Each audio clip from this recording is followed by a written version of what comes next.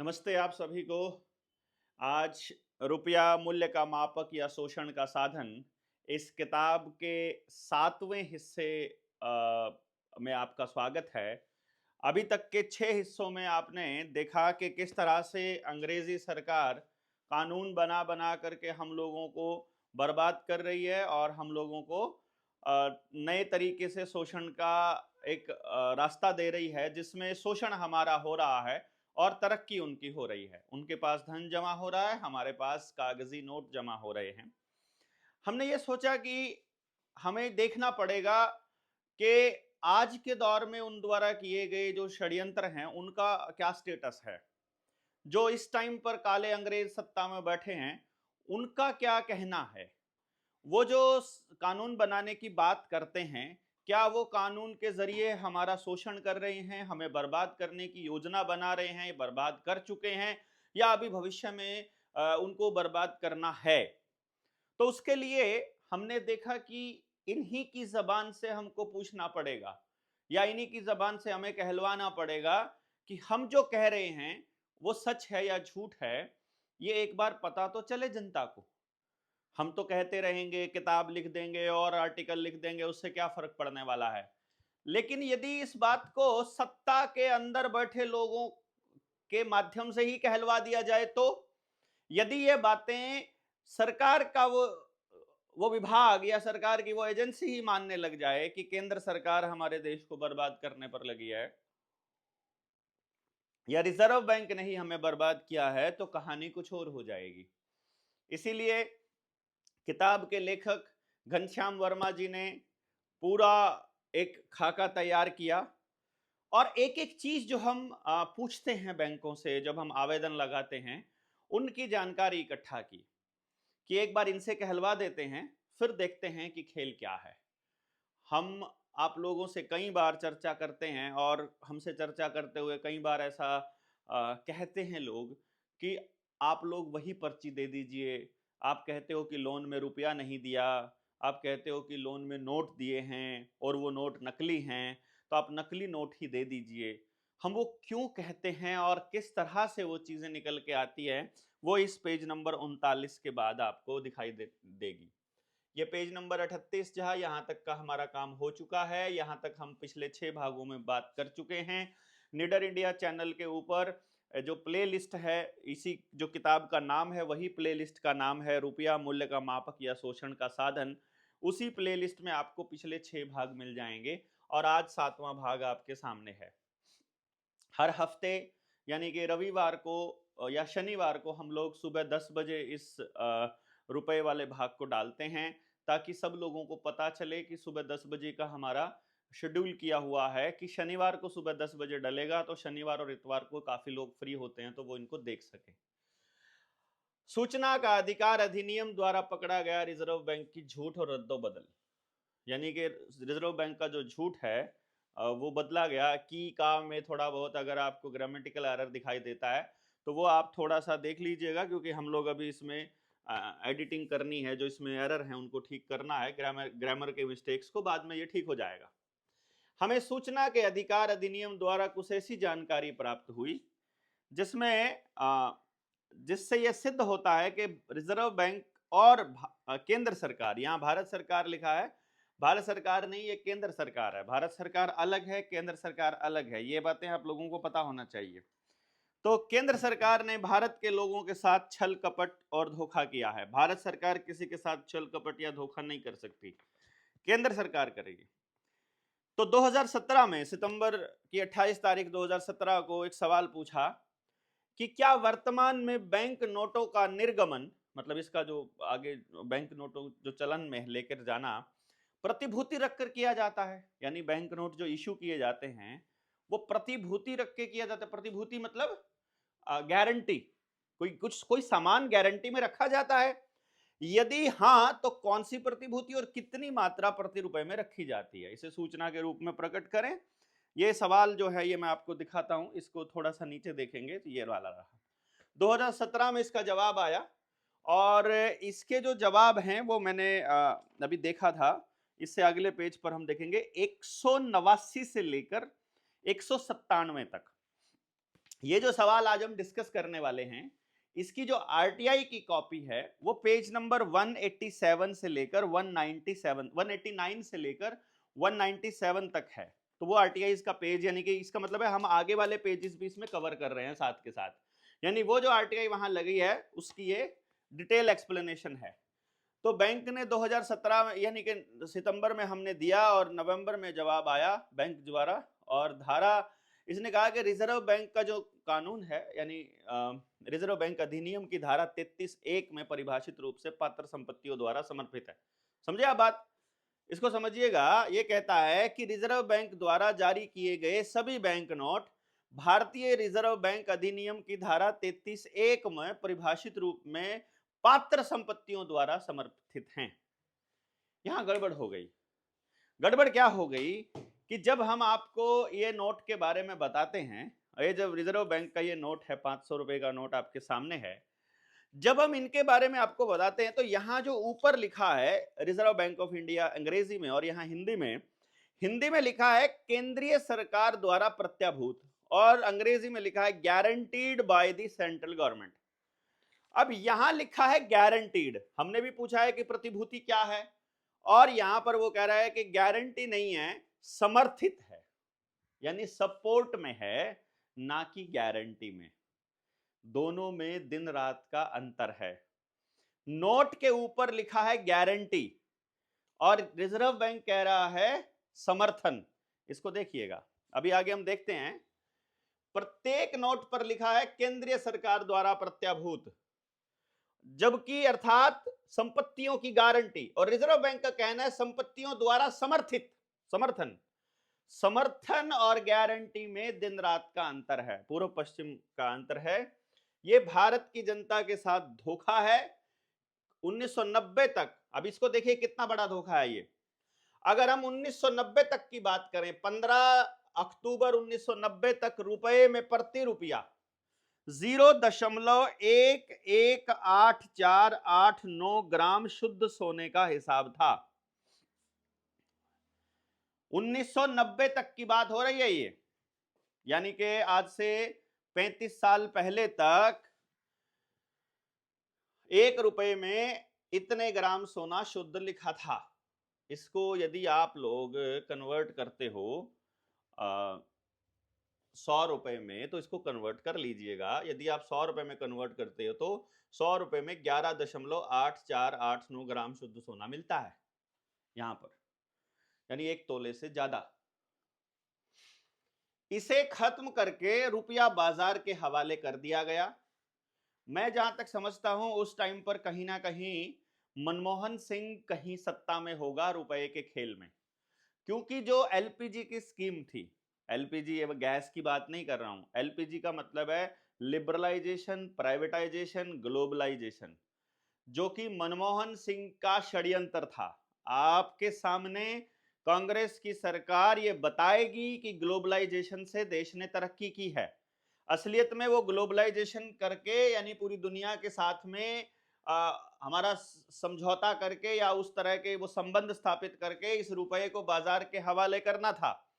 और मनमोहन सिंह एक ऐसे राजनेता हैं जो कभी भी चुनाव नहीं लड़े और कभी भी चुनाव नहीं जीते, लेकिन वो हमारे गवर्नर भी रहे आरबीआई के, वित्त मंत्री भी रहे भारत सरकार में, सलाहकार भी रहे, उसके बाद प्रधानमंत्री भी रहे, और इन्हीं के जरिए सारी बर्बादी उन्हीं के हाथ से करवाई गई है। और दुनिया के सामने उनको एक बहुत बड़ा अर्थशास्त्री स्थापित किया गया। ये मैं कहीं आप सोच रहे हो आज के टाइम पे बीजेपी की सरकार में बोल रहे हैं तो कांग्रेस की सरकार के हम लोग साथ में हैं। मनमोहन सिंह की हुई बर्बादी हो सकती है, ये आप देखिएगा 1990 में कौन है, इस पे हमने देखा नहीं, तो कौन वित्त मंत्री है या कौन गवर्नर है उस पता लगेगा आपको, मनमोहन सिंह वहां शामिल मिलेगा। अब आप बता दो, कमेंट बॉक्स में लिख करके बताइए कि मनमोहन सिंह का क्या रिश्ता हो सकता है इसमें, कि वो कौन है उस टाइम पे। यानी कि ये सिर्फ प्रतिभूति नहीं है, गारंटी नहीं है, केवल समर्थन में रखा गया है, जो कि मात्र दिखावा है। इससे सिद्ध होता है कि ये रुपया वैध निविदा धन नहीं बल्कि कागज का टुकड़ा है। वैध निविदा यानी लीगल टेंडर नहीं है, धन नहीं है, कागज का एक टुकड़ा है। आपको यदि इसमें कोई डाउट होता है तो कमेंट बॉक्स में बताइए कि क्या समर्थन और गारंटी एक ही होता है। यदि नहीं तो फिर ये धोखा हुआ कि नहीं हुआ, और यदि वो धोखा है तो फिर इस धोखे को आपने बर्दाश्त कैसे किया है। बाकी फिर इसके बाद आगे बताते हैं हम। आरटीआई के द्वारा जो उत्तर में रद्दो बदल के दिया गया, रद्दो बदल का इसका ये मतलब है कि जो पहले वाला नोट है जो आरबीआई ने आपको दिया होगा कि जो 1968 से पहले का नोट है और जो 1968 के बाद का नोट है, क्या उसमें कोई फर्क है, ये वो बताने की पूछने की कोशिश कर रहे हैं हम यहाँ पर। और साथ ही हम ये पूछने की कोशिश कर रहे हैं कि सूचना हमारी ये है कि क्या बैंक नोट पर गवर्नर का वचन खंड सिर्फ अंग्रेजी में लिखा होता था या नहीं। तो जब हमने पूछा कि यदि अंग्रेजी में लिखा जाता था तो गवर्नर का वचन खंड किस दिनांक और सन में परिवर्तित किया गया, इसकी प्रमाणित सूचना बताइए। अब देखिएगा खेल, यहां पर जो आरटीआई में भी वो खेल खेलते हैं। कमाल की बात यह है उनके पास सारे दस्तावेज उपलब्ध है, फिर भी वहां पर उत्तर देने वाला व्यक्ति बिना किसी जिम्मेदारी के आपके साथ ठगी कर रहा है, आपके साथ चोरी कर रहा है, आपको बका रहा है। कैसे बका रहा है? जब हमने 2017 में उनसे, 2018 के सितंबर में हमने ये पूछ लिया कि आपने वचन खंड के जो इस वचन खंड को बदला है कि नहीं लिखा है, तो उन्होंने कहा कि पहले I promise to pay the bearer a sum of rupees this लिखा जाता था प्रारंभिक से ही। इसके बाद 1968 से बैंक नोट पर अंग्रेजी के साथ साथ हिंदी में वचन खंड के छापे जाने की प्रथा प्राप्त हुई। ये भी मैंने आपको बताया, पेज नंबर 189 से लेकर 197 तक इसका जवाब इसमें आपको आरटीआई में इसी किताब के पेज पे में आपको मिल जाएगा। उसके बाद जब हमने ये कहा इस असत्य और भ्रामक सूचना का, यानी कि असत्य और भ्रामक इसलिए कहा कि इन्होंने कहा, जब हम आपको वीडियोज में बोलते रहते हैं कि आई promise to pay the bearer on demand, वो सब था, तो ये कैसे कह सकते हैं? हम आपको स्क्रीन पर वो दिखा भी देंगे कि वो नोट था जो दिखाया जाता था। ये वाला नोट जो 1968 वाला नोट है वो ये था, आपने देखा भी होगा 10 रुपए का नोट। और ये कहता है कि ऑन डिमांड वाला कोई सीन यहां पर नहीं है। अब वो कहता है कि 2021 में जब फिर उसके बाद फरवरी 2021 में अपील दायर की, इसकी बहस हुई, जो सूचना आयुक्त था, जो सीआईसी था, श्री सुरेश चंद्रा, उनके समक्ष वीडियो कॉन्फ्रेंस के जरिए। तो जो अपनी जो अभिलेखाकार है, यानी कि जो अपना आर्काइव है, वहां से जब दस्तावेज निकाल करके लाए थे गवर्नर के, तो उनके वो जवाब दिए। उसके बाद केंद्रीय सूचना अधिकारी ने अपनी गलती को स्वीकार किया और कहा कि घनश्याम वर्मा द्वारा कही गई बात और दस्तावेज एकदम सही हैं और गवर्नर के वचन खंड को सन 1968 के बाद हिंदी और अंग्रेजी द्विभाषी रूप में वचन खंड में परिवर्तन करके बदला गया है। यह सूचना सुन करके सूचना आयुक्त भी आश्चर्यचकित हो गए और उन्होंने पिछले दिए गए उत्तर की जगह पर पुनः संशोधित करके उत्तर दे करके प्रमाणित प्रतिलिपि उपलब्ध कराने का आदेश पारित किया गया। उसके बाद भी प्रमाणित प्रतिलिपि नहीं भेजा गया। उत्तर तो दे दिया लेकिन प्रमाणित प्रतिलिपि नहीं भेजी गई। तो ये पेज नंबर जो 242 से 280 लिखा है, असल में ये 189 से 197 है, इसको हम ठीक कर देंगे। रिजर्व बैंक के सूचना अधिकारी द्वारा चीटिंग और रद्दोबदल कैसे हुई ये बताते हैं हम आपको।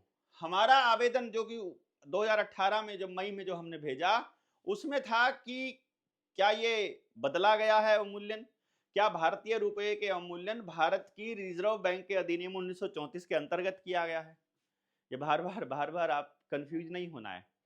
सवाल ये पूछा गया है कि जो रुपए का डिवैल्यूएशन किया है, आप कह रहे हो पहले सोना होता था, अब सोना नहीं होता है रुपए के बदले में।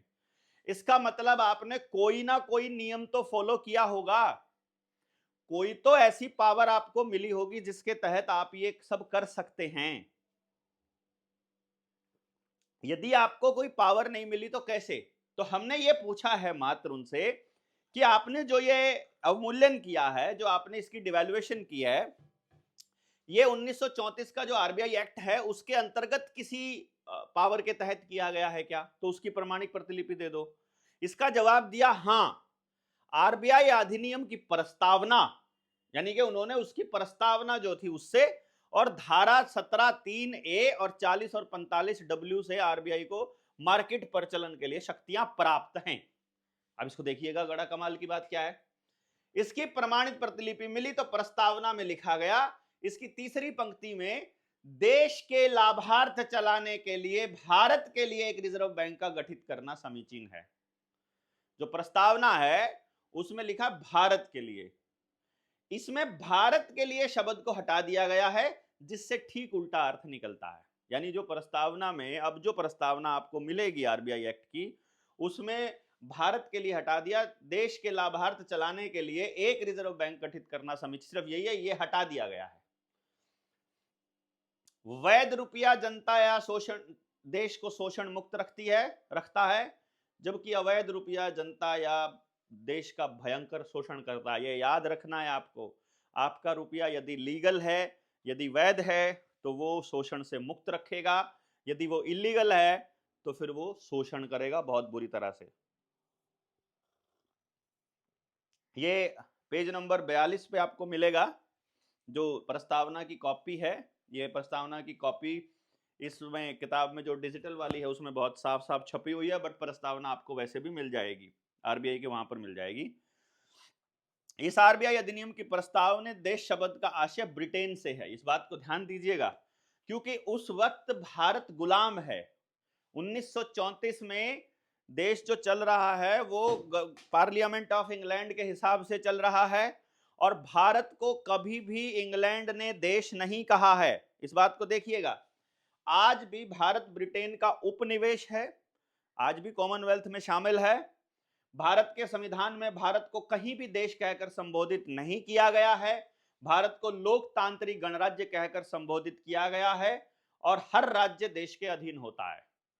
प्रश्न उठता है, क्या कूटकरण या अवमूल्यन करने के प्रश्न को, यानी कि जो डिवैल्यूएशन वाला प्रश्न है, उसको आरबीआई द्वारा मार्केट प्रचलन के लिए प्राप्त शक्तियों का प्रयोग कर भ्रमित करने का प्रयास किया जा रहा है? इसका मतलब क्या है? इसको आगे बताया गया है कि भैया हमने किसी व्यापार को चलाने की परमिशन दे दी, अगर किसी व्यापारी को अगर कह दिया कि तुम यहां व्यापार कर सकते हो, और वो कह दे कि हमें यहां व्यापार करने की परमिशन मिल गई है, और अगली बार वो क्या करे कि 100 ग्राम का बट्टा है, उसके ऊपर वो 1 जीरो और लगा दे और कह दे ये 1000 ग्राम का बट्टा हो गया, और वो सबको सामान उसी 100 ग्राम के बट्टे से देने लग जाए और कहे कि ये 1000 ग्राम है, ये 1 किलो है। और दुनिया जब उनसे पूछे कि तुम ये किस हिसाब से कर रहे हो, तुमको किसने अधिकार दिया 100 ग्राम के बट्टे को 1000 ग्राम का बट्टा बोलने का, तो वो कहते हमें यहां पर पावर मिली है।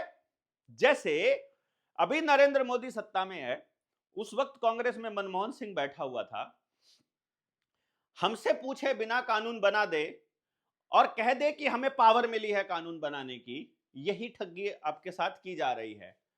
अभी ये कह रहा है कि पकड़ लिया जाए तो कहते मार्केट प्रचलन के लिए शक्तियां हमें प्राप्त हैं। ये छल कपट है भाई, ये नहीं चलेगा।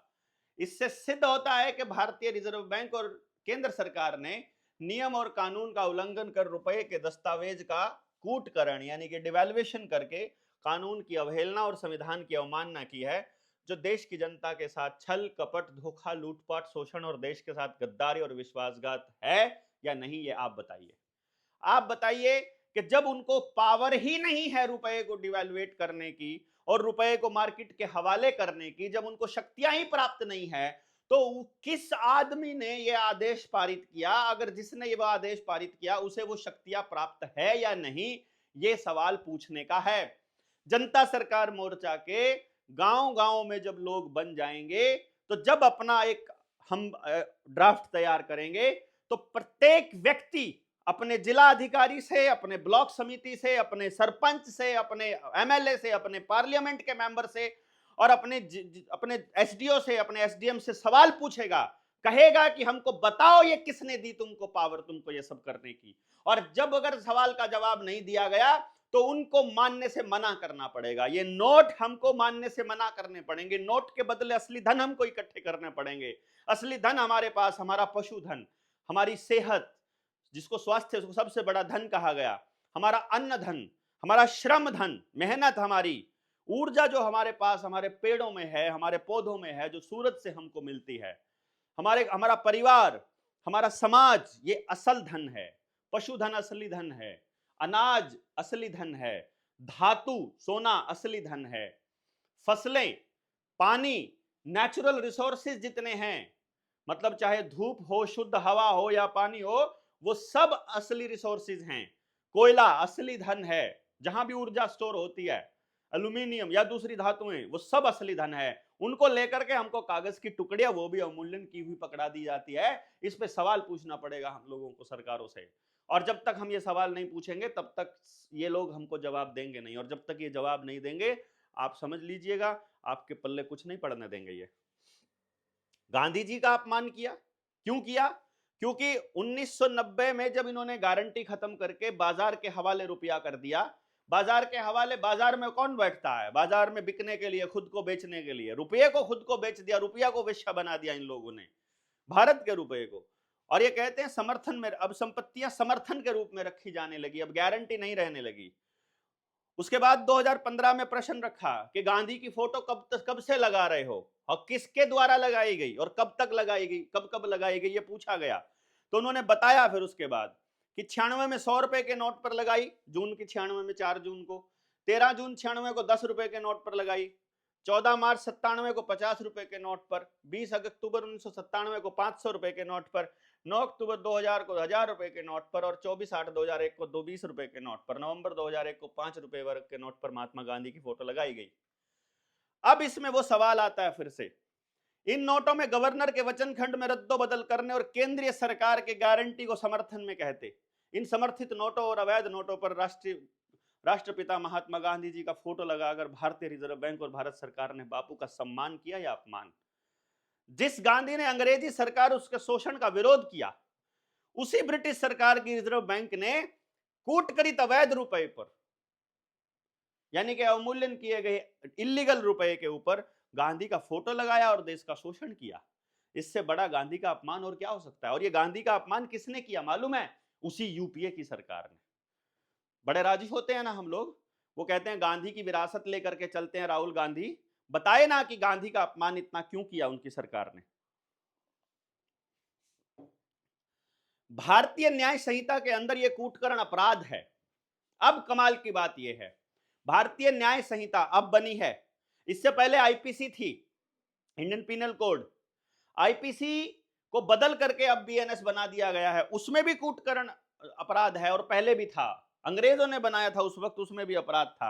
अब इसको आप देख लीजिएगा, ईस्ट इंडिया कंपनी रुपया, अब इसमें षड्यंत्र क्या था? एक और षड्यंत्र रचा गया था ब्रिटिश हुकूमत द्वारा कि ईस्ट इंडिया कंपनी रुपये को कॉइनेज एक्ट 1862 में ज्यों का त्यों अपनाने और उसका नाम बदलकर गवर्नमेंट रुपया रखा गया। ये हम पहले अपने चौथे नंबर पार्ट में भी डिस्कस कर चुके हैं। इस रुपए के मानक मूल्य कूटकरण पर भारतीय न्याय संहिता 2023 जो अब नया बना है बीएनएस, उसका अध्याय 10 धारा 178 से 188 तक सिक्कों, करेंसी नोट और बैंक नोट और सरकारी स्टाम्प के कूटकरण अपराध संबंधी धाराएं हैं। ये आईपीसी की धारा अध्याय 18 के धारा 489 ABCDE तक करेंसी नोट और बैंक नोट के कूटकरण से संबंधी आपराधिक धाराएं हैं, जिसमें आजीवन कारावास तक का प्रावधान है, जो प्रमाणिक साक्ष्य है कि ब्रिटिश गवर्नमेंट ने ही बनाई है। इसको समझना क्यों जरूरी है? सबसे पहले जिसने उस रुपए का कूटकरण किया, जिसने उसको बाजार के हवाले किया, उस आदमी के दस्तखत यदि हैं, हमको यह पता करना है क्या उसे उस कूटकरण की ताकत मतलब उसके पास थी। यदि उसके पास वो ताकत नहीं थी, यदि उसको कूटकरण का अधिकार प्राप्त नहीं था, तो उसने उसका कूटकरण क्यों किया? यदि किया तो उसको सजा क्या मिली? यदि नहीं मिली तो क्यों नहीं मिली? और जब कूटकरण हो गया तो उस कूटकरित रुपए को हम क्यों चलन में लें? क्योंकि ये जो धारा हमने बताई है 178 से 188 तक अध्याय 10 में बीएनएस 2023 के हिसाब से, उसके हिसाब से भी यदि आप इस नोट को लेकर के बाजार में जाते हो और मैं यदि ये क्लेम कर दूं कि आपके हाथ में पड़ा हुआ नोट नकली है, तो आप साबित नहीं कर पाएंगे ये असली है। यदि आप इसको रिजर्व बैंक को भी चिट्ठी लिख करके पूछ लेंगे क्या ये असली है, वो रिजर्व बैंक भी नहीं बताएगा कि ये असली है, क्योंकि ये सब अवैध है। आप पूछिएगा लीगल टेंडर है क्या ये, इसके बदले में क्या रखा है, पूछ तो लीजिए। आप बैंक में जाकर के एक बार बैंक के कर्मचारी को एक 100 रुपए का 10 रुपए का नोट दे करके एक चिट्ठी लिखकर पूछिएगा कि मुझे 10 रुपए चाहिए अपने, जो इसके ऊपर लिखे हुए मैं धारक को 10 रुपए अदा करने का वचन देता हूं, वो 10 रुपए मांग करके देखिए, आपको नहीं मिलेगा। चांदी का सिक्का, रुपए का पहला कूटकरण 1940 में हुआ। रिजर्व बैंक की स्थापना हो गई। इसका उद्देश्य था भारत का शोषण करके ब्रिटिश खजाने को भरना, ब्रिटिश गवर्नमेंट की आर्थिक स्थिति को सुदृढ़ करना, ये वो हमने पिछली बार आपको दिखाया ही था, वो जो इसी किताब के अंदर जो अपने सभी जो 15 देश हैं, टॉप के 15 देश जो दिए हुए हैं, ये पेज नंबर 126 से लेकर के और पेज नंबर, आप जब आपके पास किताब है तो 134 तक आप एक बार देखिएगा इसमें कि भारत कैसे पहले नंबर पर से लेकर के और जैसे जैसे आजाद होता है भारत कैसे नीचे सरकता रहता है उस श्रृंखला में, जब वो पूरी दुनिया को लीड कर रहा है एक स्थान पर तो पहले और दूसरे स्थान पर है एक समय पर तो, और जैसे जैसे इंग्लैंड और यूएसए, यूके और यूएसए ऊपर आ रहा है वैसे वैसे भारत नीचे खिसक रहा है। यानी भारत की जो संपदा है उसको लूटा जा रहा है। रेलवे बना करके रेलवे बिछा दिया, सारी संपदा को रेलवे के माध्यम से पहले पोर्ट तक लेकर जाया गया और पोर्ट से फिर विदेशों में लेकर जाया गया। आज भी विदेशी लोगों की कंपनियों ने इन्वेस्ट किया भारत की कंपनियों में, चाहे टाटा में किया, चाहे जिंदल स्टील में किया, इधर अडानी के जितने भी कार्यक्रम है उनमें किया, अंबानी के कार्यक्रम रिलायंस में किया, और सबने इन्वेस्टमेंट करके इन कंपनियों की हिस्सेदारी करी, फिर इनको यहाँ पर ठेके दिलाए, फिर यहाँ से नेचुरल रिसोर्सेज जो जितने प्राकृतिक संसाधन है, चाहे कोयला है, सोना है, अबरक है, चांदी है, जितना, उन सब को लेकर के अब पोर्ट पर लेकर जा रहे हैं और फिर पोर्ट भी सारी की सारी अडानी को सौंप दी गई है और फिर वहां से बिल्कुल बिना रोक टोक के आवागमन जारी है और सारा धन लूटा जा रहा है उसी प्रकार से जैसे उस वक्त लूटा जा रहा था। जिस प्रकार देश आजाद होने से पहले 1940 में स्थिति थी, देश के अंदर दंगाई माहौल बनाया जा रहा था, उस वक्त भी ये काम आरएसएस कर रही थी और आज भी ये काम आरएसएस कर रही है। वही नफरत का माहौल बना रही है देश के अंदर ताकि लोग आपस में एक दूसरे को मारने के लिए उतारू हो जाएं, और जब सच्ची में देश बर्बाद हो रहा हो तो उस वक्त ये लोग मौका परस्त लोग फिर से मारकाट चालू कर दें। इसलिए देश के लोगों को बड़ा संगठित रहना होगा, समझ से रहना होगा कि इस लूट को छिपाने के लिए देश में दंगे कराए जाएंगे, जैसे 47-48 में दंगा कराया गया, विभाजन कराया गया, वही हालत लेकर के आई जाएगी। ये जो खालिस्तान का प्रोपेगेंडा है ये सरकार द्वारा समर्थित है और पूरे भारत को गुलाम बनाने के लिए इस हिस्से को अलग करने की साजिश है कि ये लोग लड़ते लड़ते पूरे भारत को बचा लेंगे, इसीलिए इन लोगों को अलग कर दो। इस खेल को समझिएगा आप लोग, आपको नहीं समझ में आया तो बहुत पछताएंगे पूरे भारत के लोग कि सबको एक बात माननी होगी कि हसदेव के साथ भी सबको खड़ा होना होगा, प्राइवेटाइजेशन के खिलाफ भी खड़ा होना होगा। रोडवेज भी बचानी है, रेलवे भी बचानी है, एलआईसी भी बचानी है, भेल भी बचानी, रेल भी बचानी। रेलवे की लाखों एकड़ जमीन प्राइवेटाइज की जा रही है, आर्मी की सारी डिफेंस की कितनी खाली पड़ी जमीनों को बेचा जा रहा है, अभी नीलाम किया जा रहा है सब जमीनों को, मध्य प्रदेश में नीलाम किया जा रहा है। अभी तेलंगाना की वीडियो देखी मैंने, आज की देखी, आज कितनी तारीख है, मैं तारीख बताता हूं आज आपकी, थर्सडे 3 अप्रैल को ये रिकॉर्ड हो रहा है। तेलंगाना में कांग्रेस की सरकार है, वहां यूनिवर्सिटी की जमीन बेची जा, 400 एकड़ जमीन को नीलाम किया जा रहा है, छात्र और शिक्षक वहां विरोध कर रहे हैं और उन पर लाठियां बरसाई जा रही है। यही काम बीजेपी की सरकार में हो रहा है, यही सरकार योगी की सरकार में हो रहा है, यही ममता की सरकार में हो रहा है, सब जगह यही हो रहा है। देश के अंदर अस्थिरता का माहौल लाया जा रहा है, दंगे का माहौल बनाया जा रहा है। भारतीयों की लूटपाट और शोषण के लिए 11 मार्च 1940 को सैकड़ों सालों से चले आ रहे गवर्नमेंट रुपया का ब्रिटिश गवर्नमेंट द्वारा अपने बनाए नियम और कानून की धज्जियां उड़ाते हुए कॉइनेज एक्ट 1906 के द्वारा निर्धारित रुपये के मानक कूटकरण किया गया, जिसका प्रमाणिक दस्तावेज एक्ट 6 ऑफ 1940 है। यह कूटकरण चांदी के गवर्नमेंट रुपये का पहला कूटकरण था, जिससे भारत की बेरोजगारी और भूखमरी बढ़ती चली गई और भारत की आर्थिक स्थिति खराब होती चली गई। कॉइनेज एक्ट 1906 का 1940 में किया गया गवर्नमेंट रुपये का कूटकरण विधि शून्य है, यानी उसमें कानून कुछ भी नहीं है, क्योंकि रुपये के कूटकरण का कोई कानूनी प्रावधान नहीं है बल्कि अपराध है। उन्होंने कूटकरण तो कर दिया, किया अंग्रेजों ने 1940 में, लेकिन कानून इसकी इजाजत देता ही नहीं है मेरे दोस्त। वैध रुपया जनता और देश में आर्थिक अभाव नहीं आने देती है, अवैध रुपया जनता और देश में आर्थिक अभाव कभी खत्म नहीं होने देती, बस ये बात का ध्यान रखना। अब ये एक्ट 6 ऑफ 1940 है, जिसको अभी एक्सप्लेन किया, जो भी बताया गया था, इसी की एक्सप्लेनेशन यहाँ पर दी हुई है, आप इसको पढ़ सकते हैं पेज नंबर 44 में।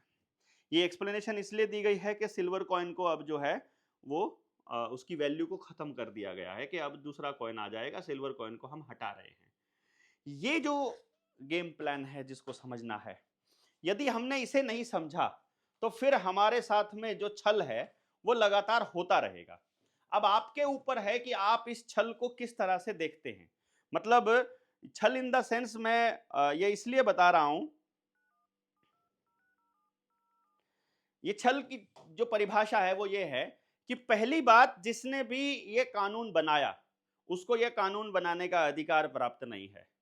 दूसरी बात, बना दिया है वो कानूनन वैलिड ही नहीं है। जब आईपीसी में भी वो अपराध है और आपके बीएनएस में भी वो अपराध है, तो फिर भैया किस तरह से आप ये कह सकते हो कि वो वैलिड है, वो आपने जो किया है वो सही है? एकदम गलत है भाई। इसलिए आपको ये समझना पड़ेगा। अभी हमने पेज नंबर ये कर लिया 45 तक हम इसको पूरा कर चुके हैं, और 45 के बाद हम ये अर्जी हुकूमत आज़ाद हिंद सैद्धांतिक भारतीय रुपया, इसके ऊपर हम 8वें भाग में चर्चा करेंगे। इन 7 भागों तक आपको कैसा लगा है, किस तरह से आपके दिमाग में जितने प्रश्न आए हैं, आप अपने प्रश्नों को यहाँ कमेंट बॉक्स में जरूर लिखिएगा। मैं अपने निडर इंडिया चैनल के जितने भी कमेंट्स होंगे उनमें से सारे प्रश्न निकाल करके आपको एक ऐसी वीडियो बना देंगे जिसमें उनके उत्तर लिखे हों, और फिर हम लोग 10 वीडियोस के बाद में एक प्रश्न उत्तर वाला बनाएंगे। अभी ये 7वीं वीडियो थी। आप सब लोग इसको देख रहे हैं, कमेंट भी कर रहे हैं, इसको शेयर भी कर रहे हैं, देश की जनता को जगा भी रहे हैं, इसके लिए आपका बहुत बहुत धन्यवाद। अभी इसके 8वें पार्ट पर हम जल्दी ही मिलते हैं। बहुत बहुत शुक्रिया। जय हिंद, जय भारत।